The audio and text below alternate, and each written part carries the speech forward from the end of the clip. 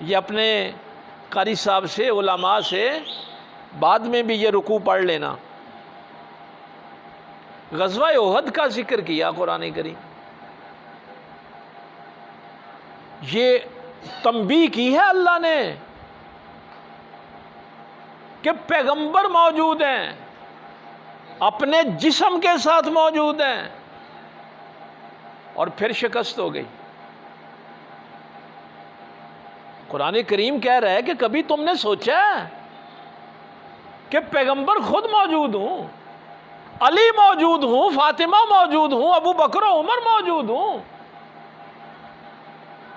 سعد بن ابی وقاص موجود ہوں، اتنے جید لوگ موجود ہوں، اور خود امام الانبیاء تشریف فرما اور پھر شکست ہو جائے؟ کیا سبق حاصل کیا تم نے اسے؟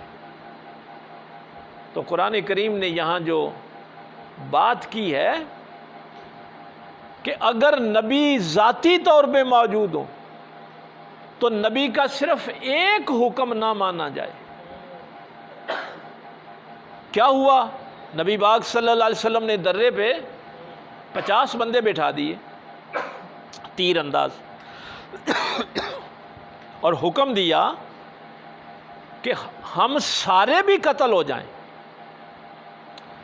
ہمارا گوشت چیلیں اور کوے کھانا شروع کر دیں، تم نے درہ نہیں چھوڑنا۔ جنگ ہوئی، یہ قرآن کریم میں سارا تفصیل کے ساتھ ہے، دیکھ لینا بعد۔ جنگ ہوئی، کفار کو شکست ہو گئی، مسلمان پیچھا کر رہے ہیں، وہ بھاگ کے آگے جا رہے ہیں۔ اب درے والوں نے سوچا کہ فتح ہو گئی، لیکن جو سپہ سالار تھے انہوں نے کہا نہیں، حکم ہے جب تک سرکار نہ فرمائے ہم نے درہ نہیں چھوڑنا۔ لیکن ان کی بات کسی نے نہ مانی، صرف 10 بندے ان کے ساتھ رہ گئے۔ اسی درے میں سے پھر خالد بن ولید اس وقت ادھر تھے، انہوں نے حملہ کیا اور پھر حضرت حمزہ بھی شہید ہو گئے، 70 مسلمان شہید ہوئے، مسلح کیے گئے، ناک کان کاٹے گئے، اور وہ 10 جو درے پہ تھے وہ بھی شہید ہوئے، سپہ سالار بھی شہید ہوئے، پاک پیغمبر صلی اللہ علیہ وسلم بھی زخمی ہوئے۔ تو قرآن کہہ رہا ہے کہ اگر نبی کا ایک حکم نہ مانے تو شکست ہو جاتی ہے۔ تم سارا دن نبی سے بغاوت کر کے کہتے ہو کہ ہم جشن منا رہے ہیں۔ اگر پیغمبر کے ایک حکم کی نافرمانی کی سزا یہ ہے تو سارا دن نافرمانیاں کرنا۔ تو یہاں پھر قرآن نے یہ سوال اٹھایا، وما محمد الا رسول، چوتھے پارے میں۔ ہوا کیا کہ افواہ پھیل گئی کہ نبی پاک صلی اللہ علیہ وسلم شہید ہو گئے، لوگ بھاگ نکلے۔ 30 لوگوں کا ملتا ہے کہ انہوں نے ہتھیار پھینک دیے، انہوں نے کہا جب رسول اللہ ہی نہیں رہے تو ہم نے کس کے لیے لڑنا ہے۔ تو جب انہوں نے ہتھیار پھینکے، لوگوں نے بھاگنا شروع کیا، تو پھر قرآن نے یہ سوال اٹھایا، وما محمد الا رسول، محمد صلی اللہ علیہ وسلم نہیں ہیں مگر اللہ کے رسول۔ بس یہی پہچان ان کی رکھنا کہ یہ اللہ کے ہیں۔ اگر نہیں آپ وہاں تک پہنچے تو میں تھوڑی 1-2 جملے اور عرض کر دوں۔ یہ پہچان نہ لوگوں کو بتایا کرو کہ وہ مکی ہیں، وہ مدنی ہیں، وہ ہاشمی ہیں، وہ قریشی ہیں۔ نبی پاک کا نام لے کے قرآن نے 4 جگہ پہ ذکر کی ہے، اور چاروں جگہ پہ اللہ نے یہی بات کی۔ سورہ فتح میں بھی کیا فرمایا؟ محمد الرسول اللہ والذین معہ اشداء علی الکفار۔ یہ ختم شریف میں جو سورہ احزاب کی آیت پڑھتے، ما کان محمد ابا احد من رجالکم ولکن رسول اللہ۔ تو اللہ کہتا ہے میرے محمد کو جب بھی پہچاننا میرے حوالے سے پہچان، بس یہ ہے پہچان ان کی، یہ اللہ کے۔ اسی لیے تو جب صحابہ کی شان بیان کی تو فرمایا لقد رضی اللہ عن المؤمنین اذ یبایعونک تحت الشجرہ، اللہ ان سے راضی ہو گیا جنہوں نے میرے نبی کی درخت کے نیچے بیعت کی، یا پیغمبر آپ کی بیعت کی۔ اللہ ان سے راضی ہے. بڑی شان بیان کی بیعت کرنے والوں کی. اور پھر ساتھ ہی پتہ ہے کیا فرمایا؟ فرمایا یہ شان تمہاری بیعت کی وجہ سے نہیں ہے. ان الذین یبایعونک انما یبایعون اللہ. یہ شان اس لیے ہے کہ جس ہستی کے ہاتھ پہ بیعت کر رہے ہو وہ محمد کی نہیں اللہ کی کر رہے ہو. ید اللہ فوق ایدیہم. لیکن یہاں تھوڑی سی ایک بات سمجھ لینا. میں کئی جگہ جاتا ہوں تو مولوی نعرہ مروانے کے لیے وہ عثمان کا ہاتھ اور نبی کا ہاتھ اور پھر اللہ کا ہاتھ اور پھر آگے کچھ جاہل لوگ اپنے پیروں کے ہاتھ کو بھی اللہ کا ہاتھ پتہ نہیں کیا کچھ کہنا شروع کر دیتے. یہ جو ید اللہ ہے اس کی مجھے سمجھ نہیں ہے. نہ آپ کو اس ہاتھ یہ جو 5 انگلیوں والا ہاتھ ہے نا اس کی طرف ہی آپ کی یعنی سوچ نہیں جانی چاہیے. ہاں ورنہ یہ بہت خطرناک کام ہو جائے گا, ایمان ضائع ہو جائے گا. یہ ہاتھ محدود ہے اور اللہ کا ہاتھ لا محدود ہے. وہ لا متناہی ہے, وہ تیری سوچ اور سمجھ میں نہیں آنے والا. ایک بڑی محبت والی بات یاد آئی. کسی نے کہا کہ میرے پاک پیغمبر صلی اللہ علیہ وسلم کی صفات بھی لا محدود ہیں. تو ایک بندے نے کہا کہ یار دیکھ لا محدود تو اللہ کی ذات ہے, تو نبی کو لا محدود کہہ کے شرک کر رہا ہے. تو اس نے کہا تجھے شرک نظر آیا؟ یہی تو میں توحید بیان کر رہا ہوں کہ اس اللہ کی کیا شان ہوگی جس کا محبوب لا محدود ہے. یہ تو توحید بیان ہو رہی ہے, شرک تو نہیں بیان ہو رہا. تو جس کو نسبت ہو جائے یہ کوئی چھوٹی بات نہیں ہے. پاک پیغمبر صلی اللہ علیہ وسلم. تو قرآن کہتا ہے کہ جب بھی پاک پیغمبر کو دیکھیں اللہ کے حوالے سے دیکھیں, ہاں کہ یہ اللہ کے ہیں بس. قد خلت من قبلہ الرسل, اللہ نے فرمایا اس سے پہلے بھی رسول آئے. اور یہ ختم نبوت پہ سب سے بڑی آیت کہی جاتی ہے, کیونکہ اس آیت میں یہ نہیں کہا کہ اس سے پہلے بھی رسول آئے اور بعد میں بھی آئیں گے. اس میں یہ کہا گیا کہ اس سے پہلے بھی رسول آتے رہے. اور آگے کیا فرمایا؟ افَإِن مَاتَ أَوْ قُتِلَ انقلبتم عَلَىٰ أَعْقَابِكُمْ. آج تو چلو افواہ پھیلی تھی نا کہ رسول اللہ صلی اللہ علیہ وسلم شہید ہو گئے, لیکن یہ وقت تو کسی نہ کسی دن تو آنا ہے.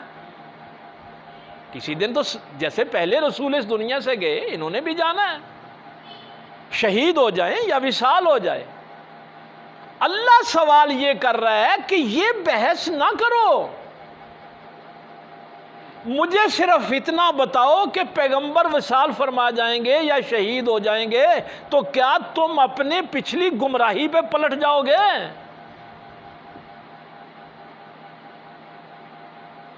اللہ تو یہ پوچھ رہا ہے. یہ بحث کرنے کی ضرورت نہیں ہے کہ وصال ہوا نہیں ہوا, شہادت ہوئی نہیں ہوئی. اللہ تو صرف اتنا پوچھتا ہے کہ نبی کے وصال کے بعد نبی کے نظام پہ چل رہے ہو یا گمراہی کے دور کے نظام پہ چل رہے. تو جشن منانے والوں سے بھی یہی سوال ہے کہ تم نے اپنی فکر کو حضور کے آنے سے پاکیزہ کیا, اپنے عمل کو کیا نہیں کیا تو کاہے کا جشن.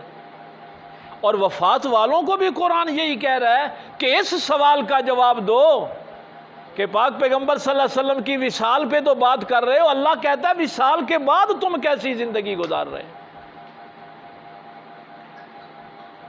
وَمَن يَنْقَلِبْ, اگر تم پچھلی گمراہی کی زندگی پہ چلے جاؤ گے, اللہ فرماتا ہے کہ اللہ کا کیا بگاڑو گے, اللہ کو کیا ضرر پہنچے گا, اللہ کو کیا تکلیف پہنچے گا. اگر تم موحد ہو, توحید پرست ہو تو اس میں تمہارا فائدہ ہے.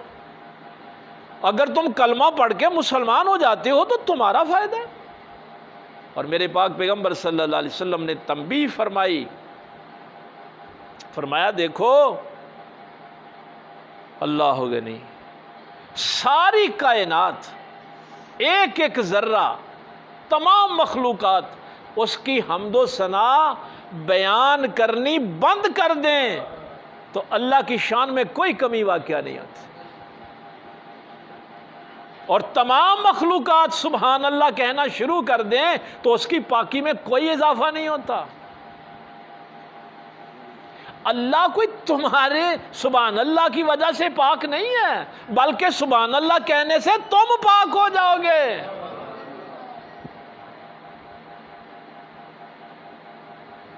تو یہ تو بڑا سوکھا کام ہے۔ اب یہ جو آیت ہے آج والی، یہ فیصلے کی گھڑی ہے، ربیع الاول شریف ہے، کہیں بیٹھ کے کلمہ شہادت اپنے پیغمبر کا تصور لے کے پڑھیں، بیت ہوں کہ آج کے بعد یہ جو نظام رسول اللہ صلی اللہ علیہ وسلم لے کے آئے ہیں وہ میں اپنے اوپر نافذ کروں گا۔ تو اللہ فرماتا ہے جس نے اس بنیاد پہ زندگی گزاری، بس میں آخری ایک دو جملے عرض کروں، اس کو پھر موت کا ڈر نہیں۔ جو پیغمبر کی غلامی میں زندگی گزارے گا نا، اس کو موت کا پھر خوف نہیں۔ یہ بات پکی قرآن کریم نے کہی ہے، والذین ہاجروا فی سبیل اللہ ثم قتلوا او ماتوا۔ تم یہ سمجھتے ہو کہ جو تلوار کے ساتھ قتل ہوگا وہ شہید ہے؟ ثم قتلوا او ماتوا، اس سے کوئی فرق نہیں پڑتا کہ کوئی میدان جہاد میں قتل ہوا ہے یا اپنے گھر اپنے بستر پہ ہی چلا گیا۔ شرط یہ ہے کہ وہ نبی کی غلامی میں گیا ہو، پاک پیغمبر کی غلامی میں گیا ہے تو وہ شہید ہے۔ اور قرآن کہتا ہے کہ شہید کو کبھی مردہ نہ کہے، یہ اللہ کا وعدہ ہے، تمہیں قائم رکھے گا اللہ اس دنیا۔ اور آج تو ہم نے صرف اتنی سی بات سیکھی کہ دو طرح کے لوگ ہیں، ایک وہ جو زندگی کی بنیاد تقوی پہ رکھتے ہیں، پرہیزگاری پہ، اللہ کی رضا پہ، اور دوسرے وہ جو فسق و فجور پہ رکھتے ہیں، وہ امارت سمیت ہی گر جائیں گے، برباد ہو جائیں گے، جہنم میں چلے جائیں گے، اور اللہ ظالموں کو ہدایت نہیں دیتا۔ یہ بات جو میں نے کہی تھی یہ ضروری کیوں ہے؟ مثلا ابھی بھی دیکھیں نا کہ آپ یہ سمجھیں گے، بلکہ کئی لوگ آپ کو بتائیں گے کہ اتنی جھنڈیاں لگا دیں ثواب ہو جائے گا، اتنی دیگیں پکا دیں ثواب ہو جائے گا، اتنی سبیلیں لگا دیں۔ اس سے جو پچھلی آیات ہیں نا، 2-3 آیتیں اللہ نے زندگی دی، تو اگلے درس میں ہم اس پہ تفصیل سے بات کریں گے۔ اللہ فرماتا ہے کہ مسجد بنانا کتنا اچھا کام ہے، اور بھائی نیکی کا کام ہے۔ آج صرف تھوڑا سا ترجمہ سن لیں، باقی آج میرا گلا بھی اجازت نہیں دے رہا۔ والذین اتخذوا مسجدا ضرارا، وہ لوگ جنہوں نے مسجد بنائی ضد کی بنیاد پہ۔ مجدد صاحب ضرار ضد کو کہتے۔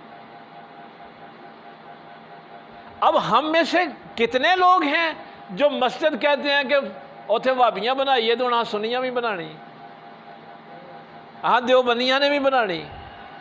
اللہ کنڈیم کر رہا ہے کہ مسجد ضد کی بنیاد پہ نہیں بنانی۔ جن لوگوں نے ضد کی بنیاد پہ مسجد بنائی، وَكُفْرًا، کفر کی بنیاد پہ بنائی، وَتَفْرِيقًا بَيْنَ الْمُؤْمِنِينَ، اور مومنوں میں تفرقہ ڈالنے کے لیے بنائی،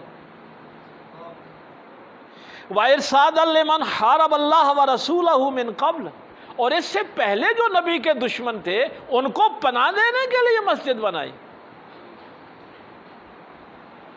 ہائے ہائے ہائے، وَلَا يَحْلِفُنَّ إِنْ أَرَدْنَا إِلَّا الْحُسْنَى، قسمیں اٹھاتے ہیں یا رسول اللہ صلی اللہ علیہ وسلم ہماری نیت تو نیکی کی ہے،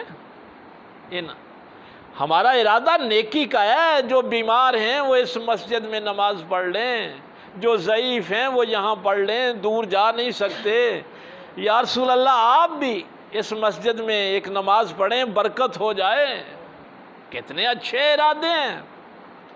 واللہ یشہد انہم لکاذبون، اللہ گواہی دیتا ہے کہ یہ جھوٹ بول رہے ہیں، یہ قسمیں اٹھاتے ہیں کہ ہماری نیت نیکی کی ہے، ہم مسجد نیکی کے لیے بنا رہے ہیں، اور اللہ فرماتا ہے یہ جھوٹ بولتے ہیں۔ اور اگلا حکم لا تقم فیہ ابدا، اے میرے محبوب کبھی بھی ایسی مسجد میں آپ نے کھڑے ہو کے نماز نہیں پڑھنی۔ اب دیکھیے مسجد جیسی نیکی پتہ کتنی بڑی نیکی ہے۔ نبی پاک صلی اللہ علیہ وسلم فرماتے ہیں کہ جو شخص مسجد سے محبت کرے اس کے ایمان کی گواہی دے دیا کر، اتنی بڑی نیکی مسجد۔ لیکن اگر وہ بھی بنیاد غلط پہ بنائی جائے تو اللہ اپنے نبی کو حکم دے رہا ہے کہ اس مسجد میں نماز نہیں پڑھنی، وہاں کھڑے بھی نہیں ہونا۔ یہ میں اس لیے بات اس حقیقت کو اچھی طرح سمجھنے کی کوشش کریں کہ اگر میری زندگی کی بنیاد تقوی پہ نہیں ہے تو میرے نیکیاں بھی گناہ ہیں۔ ظاہراً تو میں نیکیاں کر رہا ہوں نا، لیکن اگر بنیاد صحیح نہیں ہے، قرآن نے کیا کہا فویل للمصلین الذین هم عن الصلاۃ، بھائی نماز نیکی ہے نا، لیکن قرآن کہتا ہے جو مقصد نماز کو بھول گئے وہ برباد ہو گئے، نمازی برباد ہو گئے۔ حج کتنا اچھا عمل ہے، لیکن ذہن میں ایک دفعہ آ جائے کہ لوگ مجھے حاجی صاحب کہیں، اللہ اس کو گناہ میں بدل دیتا ہے۔ تو تم یہ جو سمجھتے ہو کہ 24 آورز ہم نیکیاں کر رہے ہیں، بھائی وہ نیکیاں ہی اصل میں گناہ ہیں جو تم نے اس بنیاد پہ رکھی جس میں تقوی نہیں تھا، اللہ کی رضا نہیں تھی۔ کام کرنا ہے تو اللہ کی رضا کے لیے کرو، خدا کے خوف کے لیے کرو۔ تو جس دن آپ یہ بنیاد اپنی زندگی کی رکھ دیں گے اس دن آپ پورے اسلام میں داخل ہو جائیں گے، پھر اللہ تعالیٰ کے انوار و تجلیات اور پاک پیغمبر صلی اللہ علیہ وسلم کے انوار و تجلیات آپ کو ملنا شروع ہو جائیں گے، پھر یہ دنیا بھی آپ کی بہتر ہو جائے گی، آخرت بھی بہتر ہو جائے گی۔ اللہ تعالیٰ عمل کی توفیق دے۔ آخر دعوانا